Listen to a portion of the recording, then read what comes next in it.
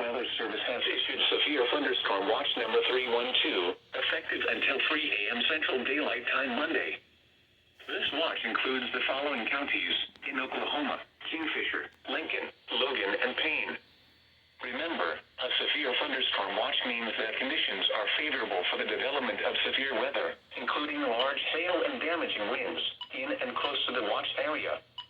While severe weather may not be imminent, persons should remain alert for rapidly changing weather conditions and listen for later statements and possible warnings.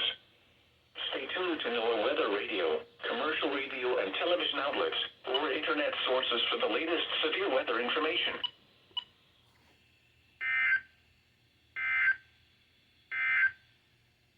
From the Norman Forecast Office, here...